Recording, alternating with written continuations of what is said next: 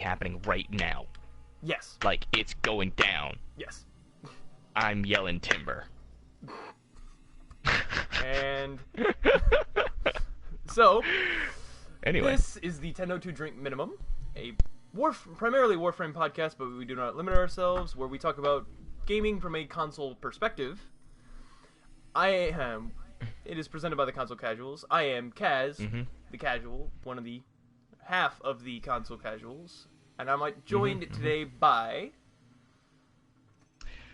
a guy who is wearing a really soft hoodie.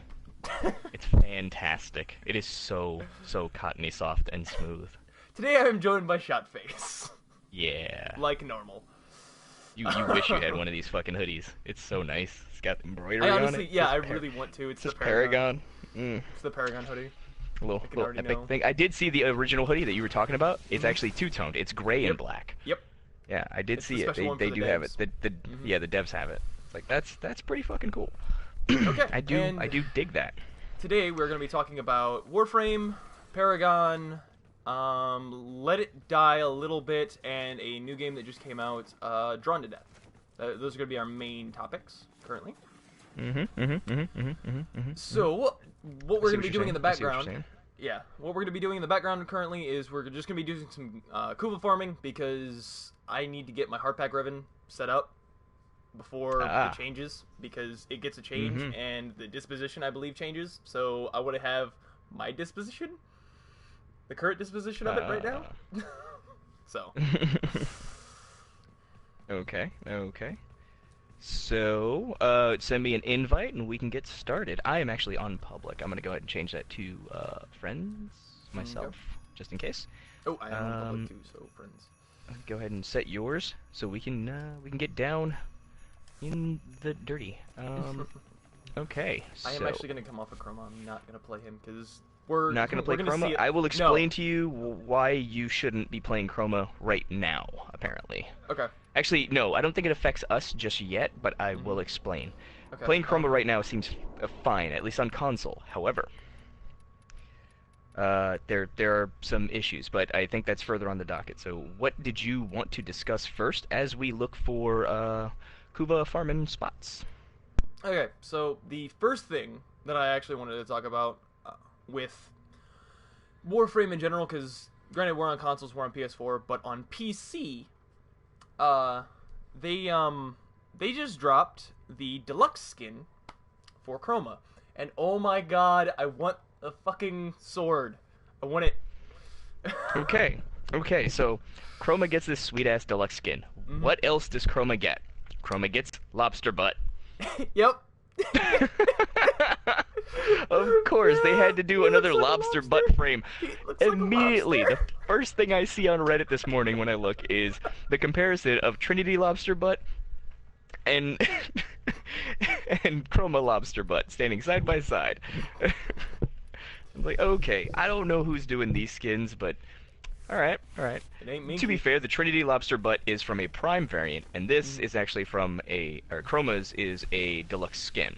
So, the other thing that's going on with the deluxe skin is currently the bug with the heavy weapons, because when they instituted the Nova deluxe skin, the one I can't remember the name of it, but it's very I guess Polar-esque. Is it? Well, the Hindu inspired, is it Hindu? Or yeah, I think so. Is it Hindi or? It's like, Hindi, I think. Kind of in that Tibetan realm, that really awesome part of Asia. You know, the very mystical type of deal. It's very India kind of inspired type of thing. I'm not 100% on how to describe it, but with that, the polearm skin that came with that was the very first weapon skin that became universal, and it was instituted across the board because older weapon skins suddenly became universal. Like the Feyark dual sword skin, I can use that on any dual sword weapon now. I didn't realize that was even a thing till that came out, and I was like, I was just dicking around with it, you know? Oh, they did the same thing with the looking knave kind of sword and dagger type looking weapon. But so with that being the standard now, the Chroma deluxe weapon skin, which I can't remember the name of it, specifically has a weird bug where it looks super anime oversized on other heavy weapons. like on Galatine Prime, it's fine. On the Sindo, I guess, on Sindo Prime or whatever, and on the Zenistar specifically, it apparently looks like Fucking super crazy, like Berserk massive, anime. yeah. Yeah, And they were talking. phenomenal. They did a Everybody, short contest on Primetime tonight that I was watching, and they did that. okay, There was a forced perspective capture thing that Danielle did that was pretty fucking great. Made it look all right, huge. I hadn't seen that. They are what is it? People really, really want to keep this thing because it's hilarious.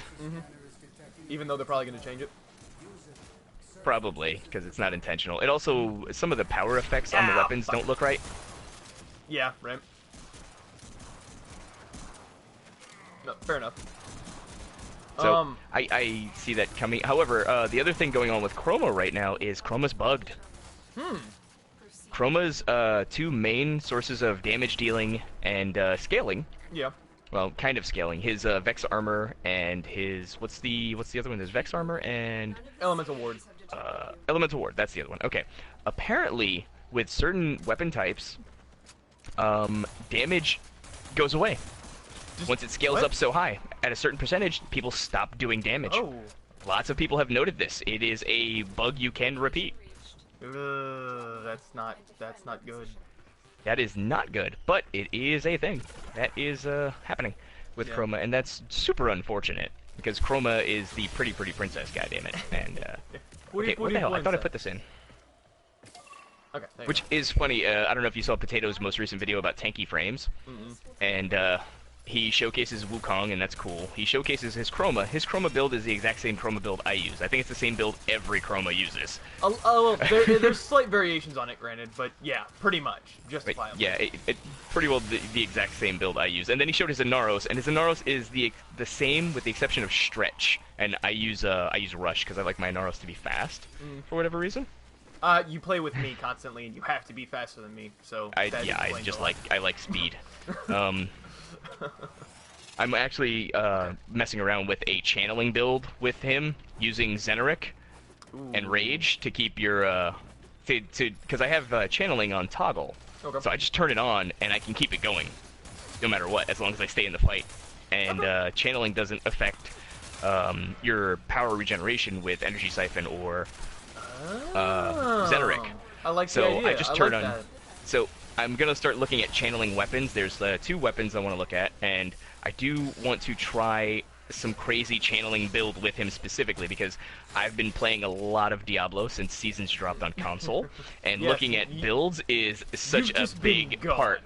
Because granted, you play it on Xbox. I was literally, you have friends on Xbox who play. Yeah, I have friends that I play with. But yeah, I literally was playing Seasons, and I just did my halfway mark for Season 10 here.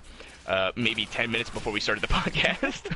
Yeah, but just to put it in perspective for everybody, you have just been gone.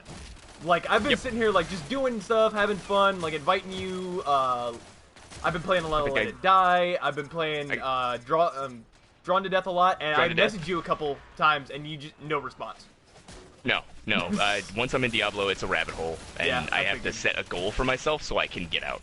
That's pretty well where that goes. All right, let's move on to the next one. Okay. So coming off of Chroma, what else do we have going on in the Warframe worlds today? There was a couple patches for Octavia to fix some things, fix some weapon issues. Hot fixes. Okay. Yeah, some general hot fixes, which is another reason why we'll bring it kind of back a little bit to Chroma. I think that was why they were holding off on giving us a general time frame for cert for consoles because they want to put all of it in. If they throw the Chroma Deluxe skin into the packet for cert for our next big update here on console, I'm totally fine with that. I didn't really have an idea of when that was going to happen. Okay, there's the Kuba. I really wasn't super concerned, honestly, I about really when that was going to drop. So. Yeah. Where the fuck is it? Oh, there it is. Where is it? Okay, you got it? Yeah. All right.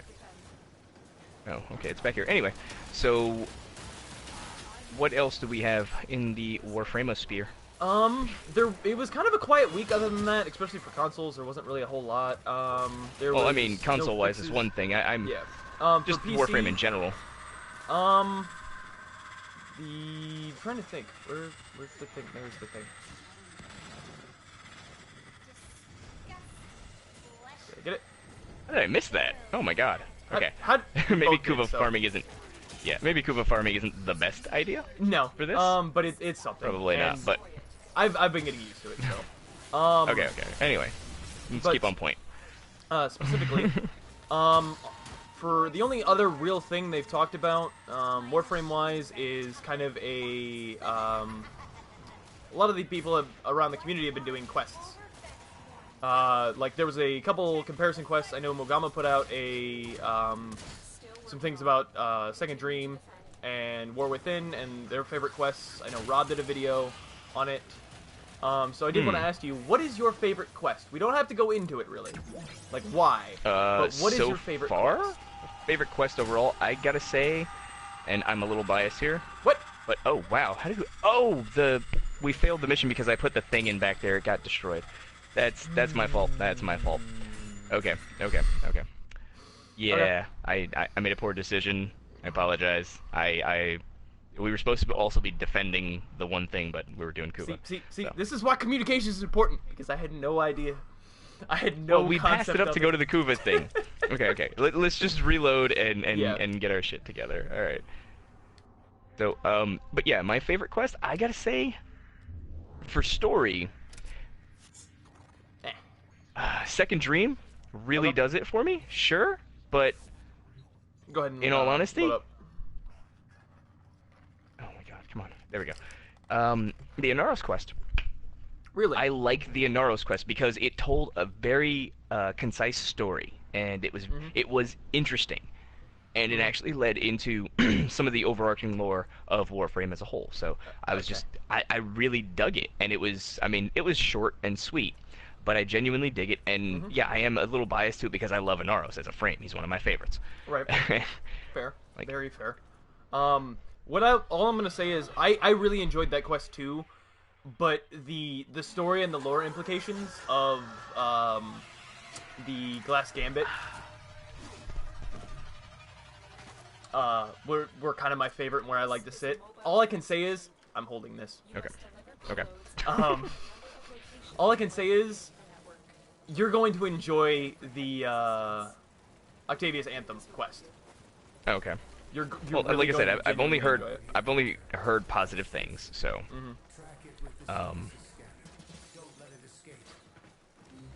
so yeah. Outside of that, what other topics did you want to go over? I think that's really all we have coming for the update. Weapon balances, perhaps. I know that's a big one that's going around the community right now with what's going on, which is why we're doing Kuva farming, because specifically you want to work for a particular ribbon you have for a weapon whose disposition will be changing. I think. Yes, I believe the hardpack ribbon disposition changes with the update, because it does get a pretty hefty buff. So I do want to make sure that my ribbon is up to snuff, because I would really love to get rid of the magazine capacity, or negative magazine capacity on it. Granted, I get like a fuck ton of damage and a fuck ton of status chance, but the magazine capacity is like half. It sucks. So I want to get that taken care of. I did a little personal stream the other night to kind of just get my thoughts about it out there. But with that and the updates, we're not going to talk about the updates in general, because a lot of the weapons that they're updating, either I've never used, like the Tonkor, and different weapons like that. I've never really used, so I really don't have. You mean the more polarizing weapons, the kind of meta-esque weapons that we generally haven't really cared about? Yeah, honestly. like between all of us and the people we play with the exception of John, who uses the Tonkor, yeah, I don't really give a shit about. And like, he doesn't like the Tonkor because it does a lot of damage. He likes the Tonkor because he likes launcher weapons. Oh yeah, no. In the military, he loves grenade launchers. He he worked with a lot of CVs and stuff. The guys worked with expeditionary forces and stuff. Right. So he likes explosions. And that's totally cool. Like I get why he likes it. But like it's never been a thing for me.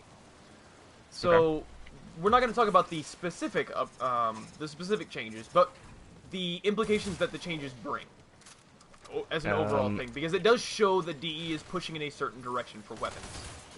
Well, ribbons were obviously, or well, not obviously, but were taken by the community as a band-aid fix for weapon balancing, because a lot of weapons just stopped having love. And, you know, power creep has always been a big argument in the community and things like that. So ribbons were supposed to be something that helped with that. Now that they're actually making a genuine balance pass, that speaks to their commitment to making, you know, everything viable. Right. And really giving more diversity to the game, at least for endgame. Because a lot of the weapons could do the star chart, but the star chart is not really the high difficulty endgame. The high difficulty endgame is going to be everything from basically War Within the sortie. Well, yeah, everything from War Within on. So the sortie and upwards. I'm stuck behind a wall. because Okay. now you cannot do sorties until you complete War Within. So Which I think is interesting because that helps the progression. Especially with that big update where, you know, the star chart 2.0 and all that good stuff. So but yeah, like the implications kind of show that they're wanting to change. Oh, hey, that's a synthesis target. Oh, okay, I got him. Thank you. Keep him tased. And oh, where did he go? Stay still. Oh, okay. We got him. Guess we got him. Oh, nope, there he is. There he is. I got him. Stay back there. I got this. Anyway, so but yeah, like it shows that DE wants a certain. They're moving in a certain direction, and Yeah, some people it's are balanced. not interested in that. Some people don't like. Okay, I wouldn't say people don't this like the goes direction. back- I would say this goes back to an earlier argument we had. Yeah. Honestly, it goes back to, okay, here are all of your toys, and you can play with them however you want. But when we see you throwing them against the wall because you're trying to dig a hole through it, we're gonna have to stop you from doing that. Yeah. And they're taking away. It's that feeling of having your toys taken away to some people. That's not what they're doing. They're actually making other toys just as good as the ones you've fallen in love with, or that you've had as a crutch. And because from honestly, everything when I've it comes seen on them, everything I've seen on the weapon balance patches, they have not nerfed anything into the dirt. Everything is still viable, just not as quite as viable as not as what you were using exploitative in certain ways. And I think the Tonkor one speaks to that, because the Tonkor was like the only launcher that didn't have self-damage. Exactly. So, you know, it was a cheap and easy effective method for doing a ridiculous amount of damage, because it also, explosions also do headshot criticals, you know, just from the explosion. It always did it, you know? Yeah, and it was a launcher weapon that you could use like a shotgun. Yeah. So and they I know get away from that. I mentioned last time we brought this up was that I was just fucking trolling, but that there was a video out there that showcased the Simulor doing red crits, and it kind of seems like bullshit. Apparently, I guess some people have debunked it. Interesting. I guess some people tried the build, and I know Rob was one of them. He discussed it on a video a while back where he tried the exact same build, and he couldn't pull it off. Whatever it is they were doing either needs more explanation, and I haven't seen the video in a while. I only glanced at it on Reddit and stuff like that, so I don't know the specifics of it myself. I just thought it was funny to bring that up, that, you know, oh, Simulor can red crit now, even though it actually kind of got nerfed. And it actually can't. I don't know where it is. It's somewhere here. Oh, it's got to be back that way. Yeah, it does. I was busy Is that checking something on my phone. Yeah, this is the three bridge tile, and we just lost one, I think. I hear it. Yep, so do I. There Yep, it is. I found it. I'm here. Okay, anyway, so yeah, I don't see, you know, I don't see the nerfs or buffs being that big a deal. I do like the idea of nerfing and buffing a weapon balance in general. I like it because I love the diversity that the game brings. There are a lot of weapons that people use for fun. Like, you'll hear Headshot and Quiet Shy talk about weapons they think are fun, right? Yeah. Oh, wow. Alright, I'm gonna have to stay on top of this thing because I don't know where that came from. But they talk about the weapons they think are fun, but they know are crap, right? Right. I mean, so, the funny thing is, there's a lot of weapons like that's kind of Quiet Shy's MO for her perfect setup. They're just fun. Like, she just sees them as fun, which is interesting. That's my perspective for playing any game, really. It's just, what's the fun factor of this one thing? Okay, I took care of a bunch of the Guardians. Okay, got it.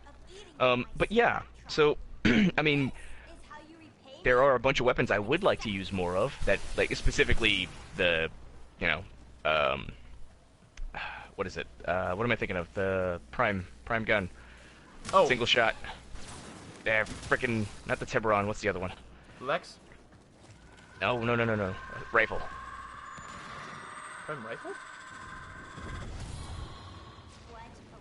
Yeah. Prime single shot wow, rifle. I can't, Latrin. Latrin. I knew it started with an L. I just could not place it for whatever reason. I was brain farting on it hard. That's one of my favorite guns. I love that thing. But like, it doesn't. I have a Riven for it too. A Riven that's like OP, but it does not scale. It doesn't help it. Right. I'm hoping that there's some change to it. It just needs a damage buff. Mm-hmm. For the weapon that it is, well, it needs a damage buff. And here's something that I've found. Is... Damn it. Missed. Here's something that I've actually heard from a lot of... Or... Shit. There was a... Hayek. A flamethrower. Okay, you know. Yep. Anyway, you were saying? That's not hurt. That's what I was saying. But specifically, what I've heard from PC players who started playing around the same time I did originally, they feel as though if they gave a 15% buff to all the weapons that needed it, like a 50% increase to stats that needed it, like the really shitty low-tier weapons, they would all be endgame. And I understand that argument, even though I don't agree with it. I understand where that argument's coming from of trying to make every weapon viable and usable, and it's like, you gotta have some differences. You just have to. Period. You've gotta have some differences, and you've gotta have some... You gotta have some weapons that aren't great. A flat 15% across the board, no. I don't necessarily support that, because I don't think that makes the best sense.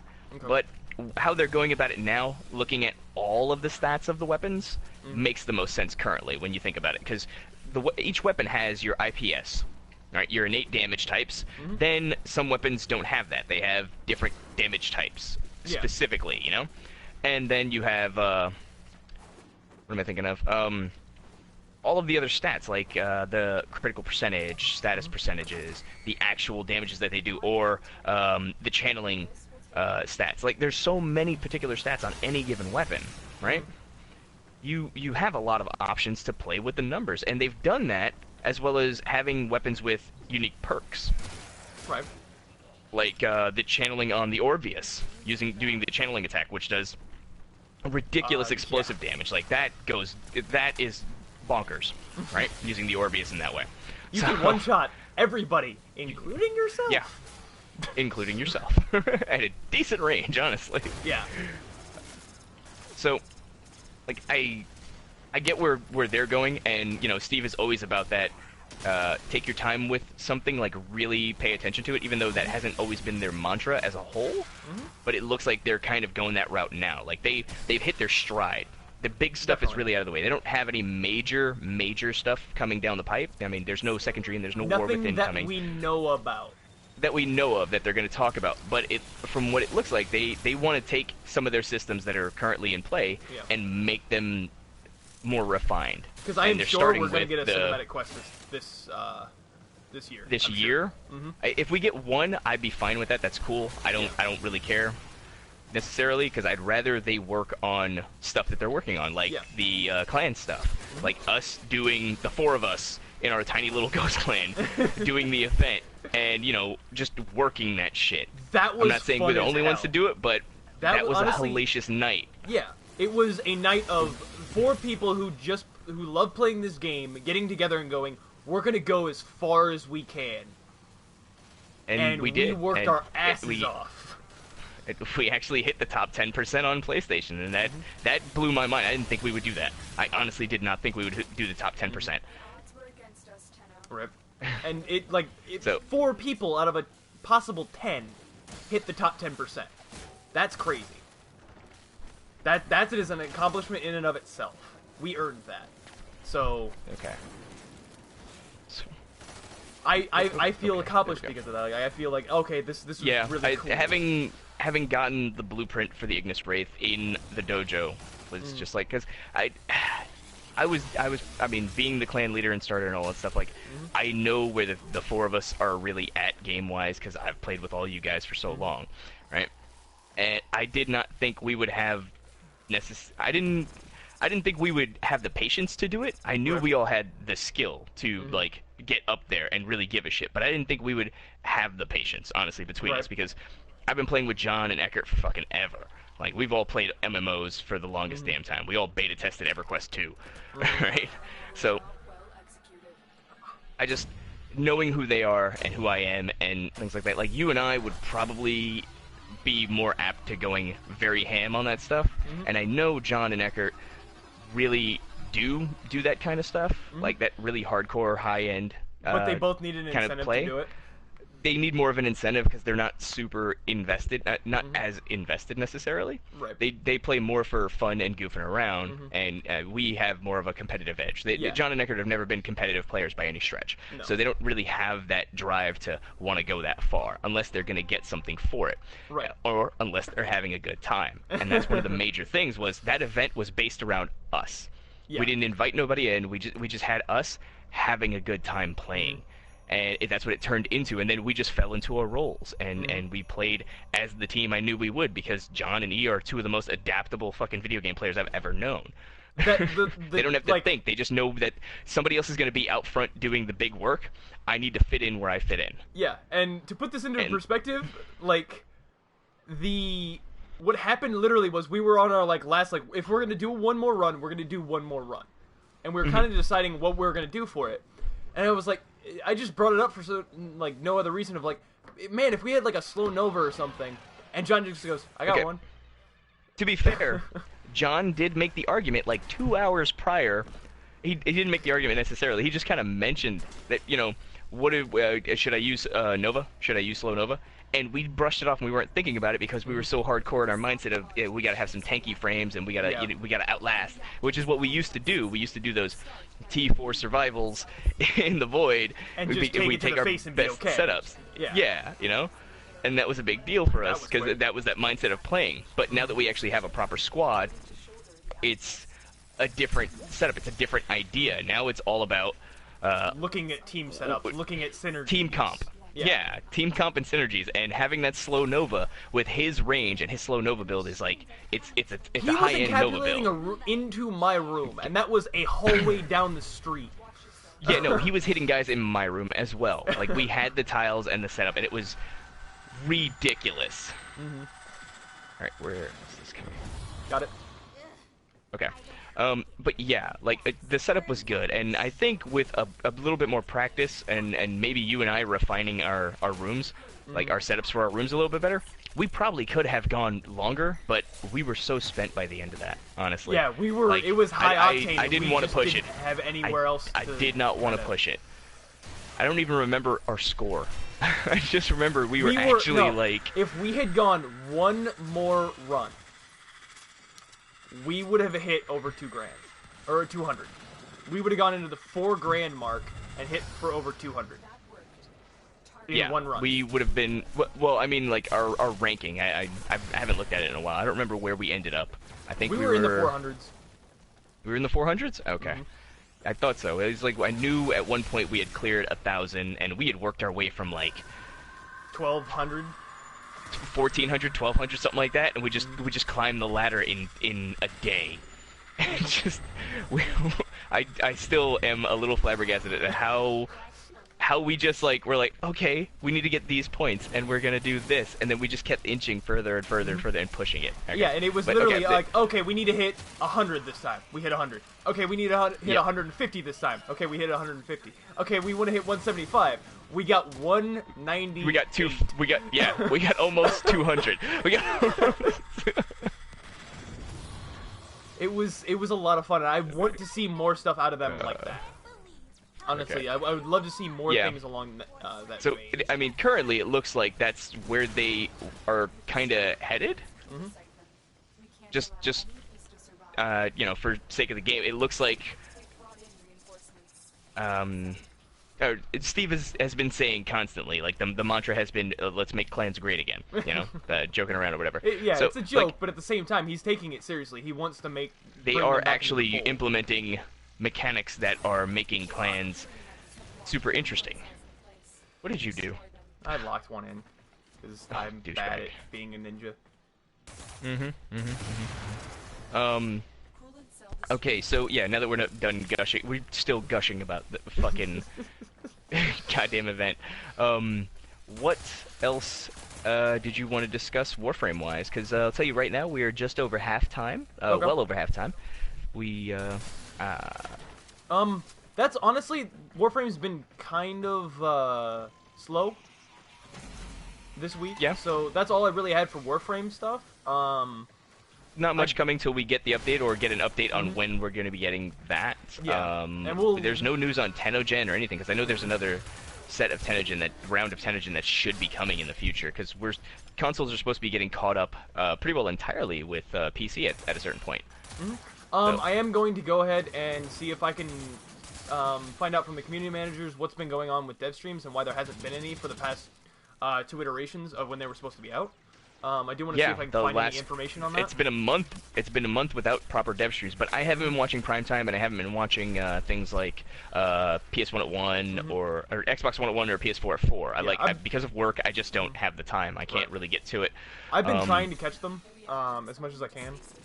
Yeah, because I know they'll be putting out information there, and I haven't really seen much on Twitter, to be fair. Like, I usually pay attention to Drew, Reb, and Megats, and Steve and stuff like that, and like I haven't noticed anything other than them saying that there's going to be no stream. Right. So I do want to see if I can find out any more information on that, and I will tweet that out, that information out. Or well, okay. To be fair, they did state the first time they didn't do a dev stream, not this past, but the one prior, was because they went to PAX and everything they were going to mention was already mentioned at the PAX panel. Right. So they didn't really have anything to put out. So they didn't feel the need to, or take away from people doing their actual 9-to-5s. Right. So but this last one, I don't recall there being anything. Yeah, there was nothing put out. To my knowledge, there was nothing put out. I could be wrong.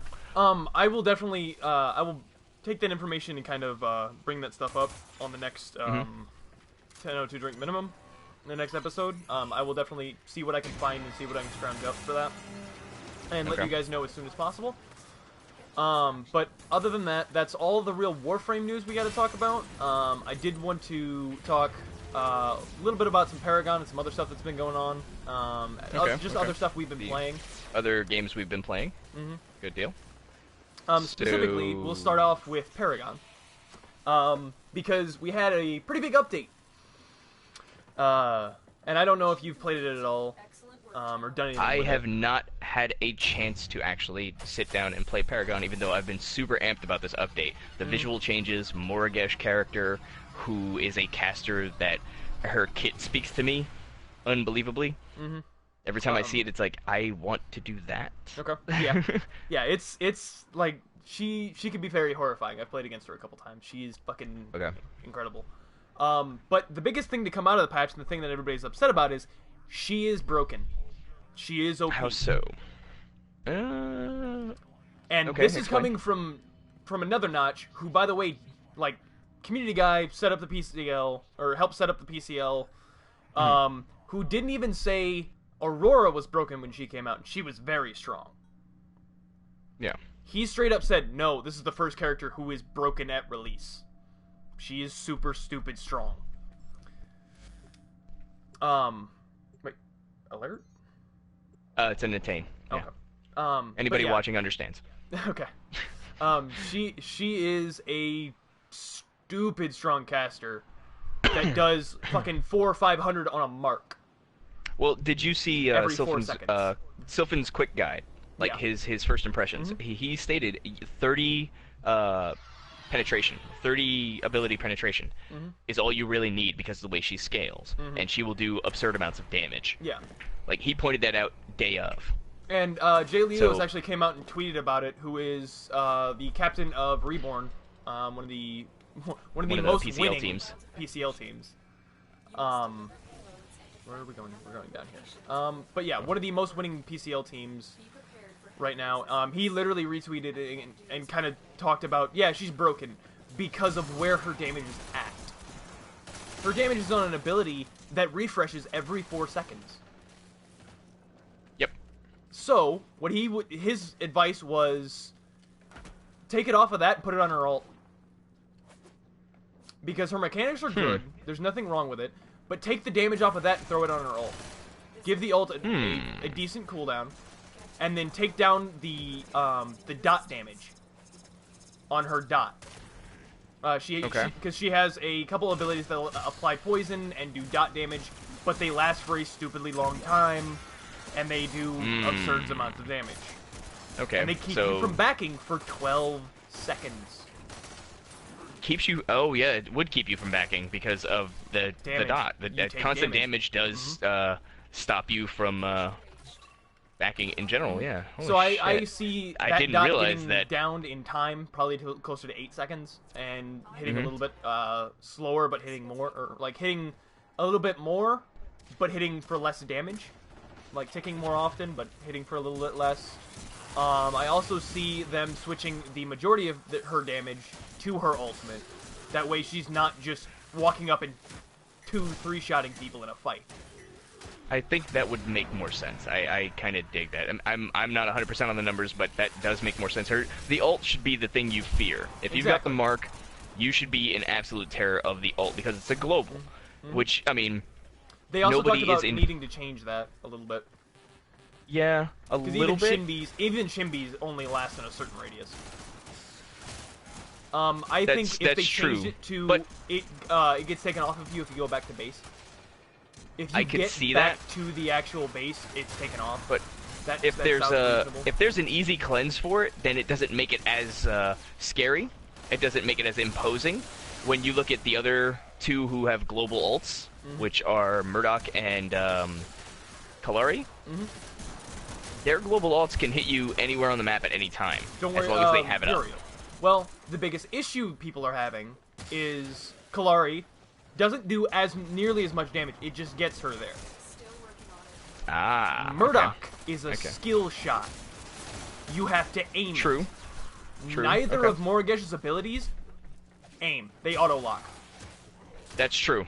Okay, so yeah, she does... Okay, when putting it into context, I get that. That is not fantastic. Like, I see where they were coming from because I played her and was like, wow, I just went 23 and 6. What the fuck? Just a quick sidebar here. I have never had the static core before, and I decided to pull it out of my foundry finally. I love these things. Yep. Just putting that out there. Anyway, we're talking about Paragon. Yeah. But that was the biggest issue that the community had, was she's just broken, and a lot of people are talking about it, and a lot of people are very upset about it. But hold on. Okay, continue. I literally you missed. I know I did, because it's so slow. This projectile speed sucks when you charge it. Go farm Tyler Rigor for the flight speed mod. Yeah, I know. I think I actually have it. It's annoying. I'll look into it. Anyway. But, specifically, like, that was the biggest issue. They talked about it, and they've had issues, but I just want to remind anybody watching who plays Paragon and is upset about this, look at Epic's track record as of recently. As of recently, a developer, they have done a really great job, and all of their updates have been good, and have worked, and have been really good on the game. Like, the huge balance update has done and put the game in a really good spot. Granted, this update had a few silly things that don't make sense, but looking at our experience all the way back to Legacy, there were things that they were instituting into the game and changes we were going like, wait, what the fuck? And then 3 weeks later, they put in an update that explains it. They were front-loading a lot of stuff. But you got to consider this. Epic has been around a very long time. These are people who know how to make video games. And the game, Paragon, is in beta. It's not like Warframe that is in beta in quotes. Perpetually. It's officially for real in beta. If you're playing it right now, it's literally a work in process. It's not a finished title. Right. All right, it's not even close to something they consider finished. No. So it's going to be evolving, and I don't see it coming out of beta for at least 2 years tops. And it's already had a year under its belt, so I don't see competitive mode really coming into, not till summer. full fruition. Yeah, not till summer at least. That's when they're they're planning on instituting it. Honestly, is what I've heard. I could see it being pushed. I could see that being pushed to fall. Mm-hmm. I would prefer it be pushed to fall, honestly. Right. But that's just my personal preference when it comes to things like competitive, because coming from a lot of competitive shooters and things like that, you really kind of want your ducks in a row, right, more so than you need when it comes to having competitive. Mm-hmm. So that's just my concerns. Okay, outside of, do you have anything else for Paragon? There was one other thing that actually, there was a thing that messed up, and the community latched onto it, because it's fucking hilarious. With the most recent update, when it dropped, there was an issue with one of the characters, Grux. Mm-hmm. He, his character skin, or his character model, somehow the game interpreted it to replace it with the loot box crate, and so it just switched his skin over that, and had, like, 2 floating sticks, and the loot box crate? Mm-hmm. I'm thinking maybe that loot box crate is some kind of placeholder image, and what's happening is a texture loading bug, or the architecture or wireframe loading having some form of issue. Yeah, I could definitely see that. From a it developer was, standpoint, that's probably what's going on. Well, it was so bad it was happening hilarious. Yeah, it was so bad it was happening consistently. Hilarious. They removed him from the game for an extended period of time. Granted, he's back now, 2 days later. Yep. There was a hotfix for it. But they did remove him from the game because it was just that bad. Like, he couldn't auto-attack, he couldn't do half of the things that he normally could do. So, it was fucking hilarious, and you can find all the pictures and the GIFs on the subreddit about it. About the jokes of, hey, brand new T4 skin. Yeah. But that was the basically the week wrap-up of Paragon currently. Okay, so other than Warframe and Paragon, our 2 primary sources of discussion, we are also playing what currently? I am obviously just balls deep in Diablo Seasons on console. Right. It's fascinating to me, and I love it, because it makes you play Diablo from scratch again. I didn't realize. I never really delved into what Seasons was. Right. On PC, because I never worried about it, because I only ever played, well, not only ever played on console, but I moved to console very early, just like a lot of my friends, because I like playing Diablo with a controller. It feels right. Right. I don't know, it feels good. It's very, the isometric kind of twin-stick shootery games, like Smash TV from back in the day, or old Gauntlet games. It always reminds me of that, especially when I have a controller in my hands. So, I just absolutely love that. Other than that, I did my Weekend Watch Me, which is kind of a Let's Play, Let's Watch series for, this week was Let It Die. Yep. So I noticed you downloaded it, and you've been playing the crap out of it. Yeah. Because it is a really fun, quirky, interesting game. Honestly, for a Weekend Watch Me, I am going to revisit it. Yeah. Because there's stuff that I just straight up missed in that game that granted, doesn't get explained until to you you beat the necessarily. first boss, you don't have access to like 3 or 4 different mechanics. Oh yeah, no, you got to make it to like higher floors to even unlock new character classes. Yeah, and that's stuff I want to go over, which is why I want to do that. The grade 2 character classes right now. I have it all unlocked, cool. and I have like 2 strikers, 2 defenders, 2 all-arounds. What floor is your highest floor right now? Where are you at? 14. But I've been 14? unlocking. Okay. I've been unlocking all of the side floors and getting all my stamps. Yeah, because right now there's an event going on, because it is a free-to-play game on PlayStation. But there is an event that's based around Easter where you can find experience Easter eggs that give you just XP boosts. So I've been collecting those and bringing them back and putting them in my stash. So when I get new characters unlocked, I just feed them up. Yeah. So it's a ton of fun. It's like, because I picked up Dark Souls 3 right about the same time you did. And Dark Souls 3 is your game. I was not real big on it. Like, it didn't speak to me for some reason. I wasn't into the super hard punishing thing.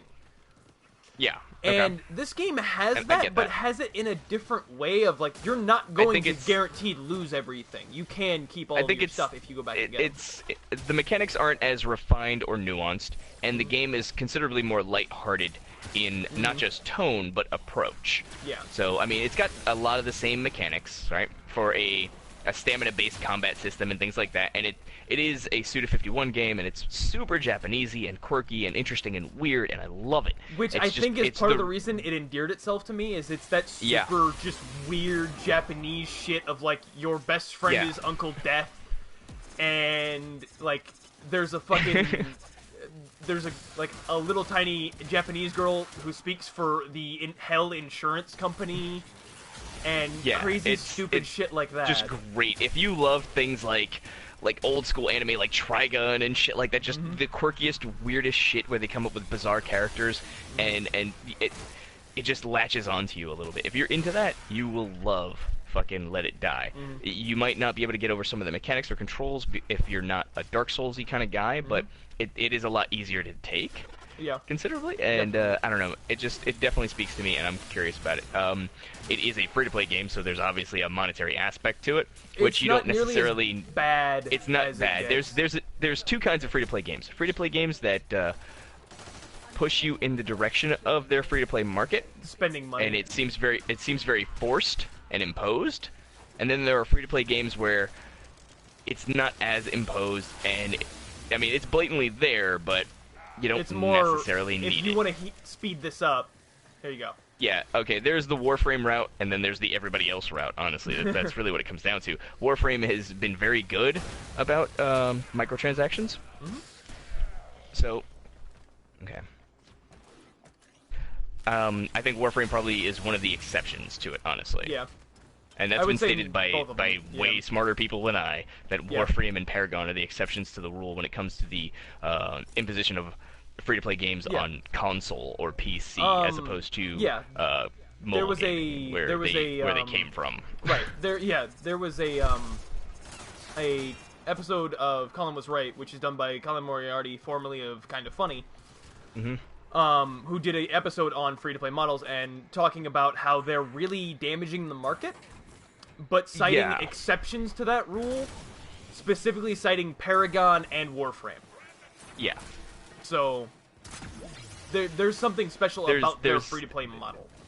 Their free-to-play model is better. Not, I mean, you could argue it for Warframe a little bit, but it is considerably better than just about every other game. I think Let It Die kind of stands in that same vein of you don't need it, but it'd be nice to have. Right, and they make it readily available at multiple price ranges. Yeah, there's 99 cents for 10 of the premium currency in that game. Yep. And that premium currency does a considerable amount for you if you're a patient player. Especially if you like Dark Souls, the combat is going to be super fucking cake. And granted, you're there not are going to think ways twice about it. Yeah, so there are ways you can there get are it ways in-game. to get around quests. it. Yeah. Yes, there are things you can do in game to actually circumvent spending money, and that's really where you need to be at with a free-to-play game. That's a big deal. If there's a method in game that requires your time and patience to circumvent the actual spending of real money towards the free-to-play game, then it's easier to look at that and say, hey, this is fun and engaging, instead of immediately judging it on it being a cash grab. With Warframe, the obvious thing is always, if you want something now, you can pay with the premium currency. How do you get the premium currency? You spend real-life money. But if you're patient, and you farm, and you actually play the game, then you're not going to spend a dime. That's why the slogan has always been, ninjas play free. Exactly. Right? So, alright, other than Let It Die, a game came out on PS4 this week that has been liked and kind of disliked at the same time. It's been loved and hated a little bit. If you know who Jim Sterling is, of the Jimquisition, yeah, he didn't hate it. He posted a video today, and he didn't hate it, and that's saying something. But that's speaking to it, because Drawn to Death is a free game for PlayStation Plus members currently for the month of April. However, it will be $15 or $20 game if you're not a PlayStation Plus member. And Jim does make a very interesting point to state that you're already playing for PlayStation Plus to actually play the game because it is a multiplayer online shooter. That's all it is. It is a hero shooter. There's an exception to that rule. That's something, honestly, I thought about. No, there's an exception to that rule. No, there is. I can play Warframe and Paragon without PlayStation Plus. True. There are games that do circumvent. Yeah. However, this is a first-party... True. This is a first-party title-esque. It's kind of a first-party title, because it's headed up by... what is it? Something Jaffe. What is his name? Oh my god, I'm brain farting on the dude's name, and I love his games. Is it Mike or Mark Jaffe? I think it's Mark Jaffe. But Mark same guy who did the original God of War and Twisted Metal. And yeah, Twisted Metal and the God of War series. So this guy worked on two of the biggest franchises for PlayStation in the last 20 years, right? And Twisted Metal is actually a pretty popular franchise for PlayStation. It's not, for your gaming experience, I would say, because it's a little bit before that. It's very early PS1 and stuff like that. But if you ever get the chance to play Twisted Metal Black, go back and play it. Yeah, that's probably the best one in the series, honestly, and that's my favorite. Yeah, I played primarily Twisted Metal because the end credits have a Rolling Stones song that I love. Yep. But that's like one of my favorite songs in the whole world. But it was a good game. It was fun. It was kind of off the wall and crazy. It is an off the wall kind of shooter type game. And then he goes on to work on the God of War series and things like that. So he came up with Drawn to Death, and Drawn to Death is a third-person hero shooter-esque type game. But the concept behind it makes it phenomenal. That could be debated. Some people are not super big on the aesthetic of it being the art style. Yeah, it is a very acquired taste the premise. Style. The premise is the entirety of the game takes place. Before we go in here, we need to find the Kuva thing because this is a rescue. Oh, this is a rescue. Okay, yeah. But go ahead. Oh. But yeah, so the premise of the game is the entirety of it takes place within the confines of a teenager's notebook, like a steno notebook that you would have to write down notes in class or whatever, and you draw on the margins and things like that, and I did that religiously. So Same it makes here. sense Same to me. here. Right, so, okay, did you find it? Nope. I'm just saying, I did the same That's thing. not me. No, I mean the Kuva. Did you find the Kuva? No. What is it? Oh, I think it's this way, but probably up. I don't know where the Kuva is. It's somewhere. Oh, poop. Okay. But yeah, so the entirety of Drawn to Death takes place inside of this notebook. So all of it looks like these hand-drawn drawings, all done in pen and pencil and whatnot, and like a ballpoint pen on paper, and that's what it is. The art style is very, very particular, and it all is encompassed in that pen on steno notebook, right? So, if you, I don't know, it's definitely an acquired taste. Apparently people have been playing it and liking it, and it grows on them. There's so many characters in the game, and they all have unique abilities and things of that nature, and being a third-person shooter is a straight-up shooter, but it's an old-school Twitch-based shooter. It doesn't seem like there's a whole lot of aim assist or anything like that, so it's been compared to old-school Twitch shooters. It's and more I dig that very of much. that, like, think Unreal Tournament, Quake. Because it's not Call of Duty by any means. Because you have time to, I'm getting shot, I'm going to go over here. Yeah. Okay, this has to be in this room. Yeah, it does. I'm this pretty way. sure it does. Oh, wow. I am confused. I think I know where it is, and it's going to suck. Okay. We're going to have to keep Asshole alive, but it's in the room. So, I haven't really sat down and played it yet, and I want to. I think we're gonna stream it on my Twitch right after this for a little bit. Yep. Fuck. Okay. So I'm considering getting into it now. The biggest concern is that it's free currently for PlayStation members, so people are thinking it is a straight up free title. Yeah. And it's not. So that's been like the biggest point of contention, is that it's not actually a free game, but it has a free-to-play market aspect to it. There's microtransactions in the game that are pretty blatant, and it's very much in the it's more along the lines of Overwatch, which people have been stating that it's an Overwatch light, and I don't really see it as an Overwatch light by any stretch of the imagination. Neither do I really. It's kind of weird. Yeah. Because I think it's just that Overwatch is the go-to game to compare to when you're thinking about a hero shooter. Because that's really what it is, and that's where a lot of shooter games are going, is the hero shooter thing, where you essentially pick a class, right? Yeah. So that gives you a loadout for your abilities, and then, weapons or whatnot. Whether your class dictates that or not is irrelevant. But that seems to be the case here. So I get people immediately drawing it in with games like Overwatch and things like that. That's not appropriate, I don't think, but understandable. It's understandable from a really basic consumer standpoint. That's where I see that. Shit. He's near me. Get him up. And I just got bullied. Where the hell is the thing? I'm getting him up. I am failing is what you are doing. Yeah, I am failing. I'm trying to get rid of these big Kuva dudes, but whatever. Where the hell is it? Because we've already lost 2, and I don't know where it is. This is way... Oh my god. What the... It's not up here, is it? No, it's not. We need to stop talking about what we're doing, because this is... Yeah. We need to be audio friendly. We need to be...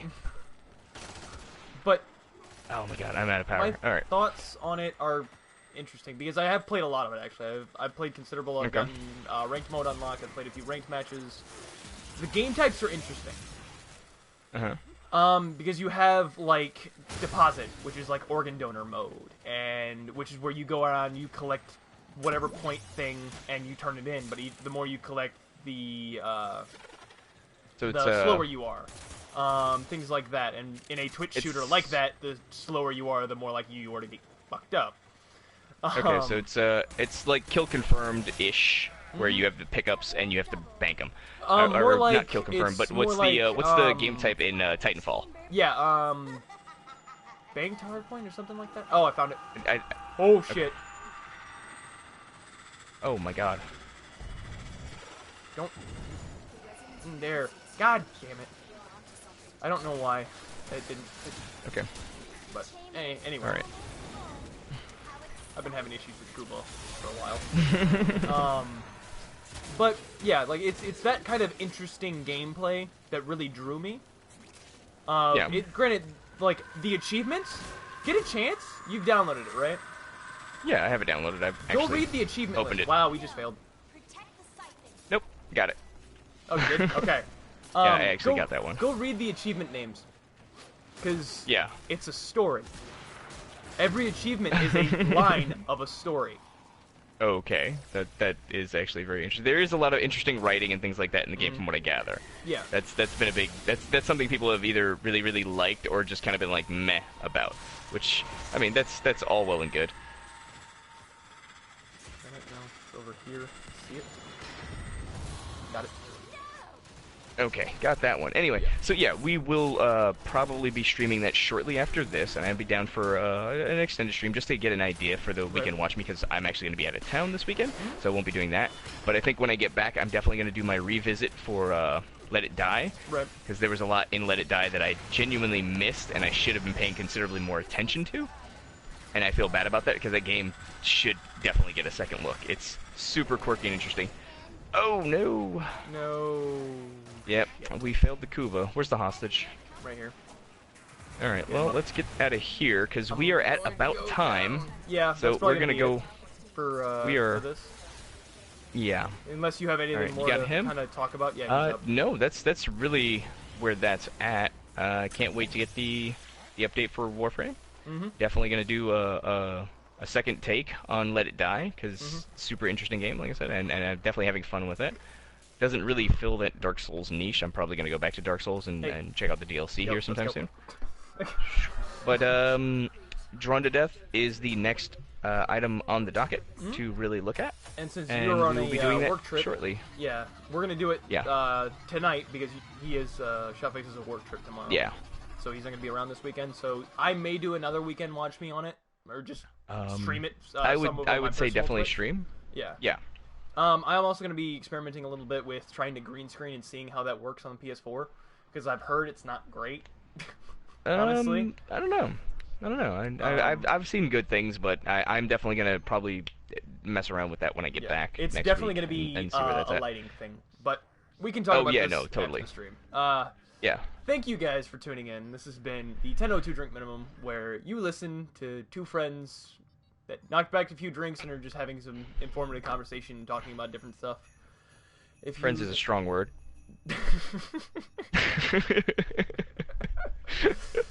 if you'd like to talk to us, our we got our Twitters right now. That's all we got at the moment for contact information because let's face it, you really don't like to talk to people that much. I'm not a super social person when it comes to being in person. I'm rather coarse. Mm-hmm. Anyway, but I am at Underverse Adept, and you are at ShotFace with a zero. ShotFace with a 0. Because you're an asshole and said, I'm gonna put a number in this. Oh my god. No, I'm a guy who is apparently not original because there's way more than one ShotFace, especially on Xbox Live. I've met a couple of them, and Damn. one of them actually asked me to change my name Oh, even though I had it fuck longer. no. It's like I've had ShotFace since before I played Xbox Live, dude. That's literally been my name on the internet for better than 15 years. Fair. So eat a dick. And mine is a some typo. Scrub. Yeah, mine's a typo, so I'm just like, nobody's ever gonna pick mine. I never have to worry about this. All right. But Cut the feed, boy. Cut the feed. thank you guys for watching. We will have Weekend Watch Me up by sometime probably by either tomorrow afternoon or some other time this weekend. We'll discuss that. I think it'll go up later this weekend. Yep, Right. and we got really nothing else coming for this week. Stay tuned next week for, I think we're going to do another Please Explain. I got something else on the docket for that. And then, of course, the 10:02 Drink Minimum next week, and that's all we have for now, I believe. So, thank you guys for watching. As always, keep it cool, keep it casual.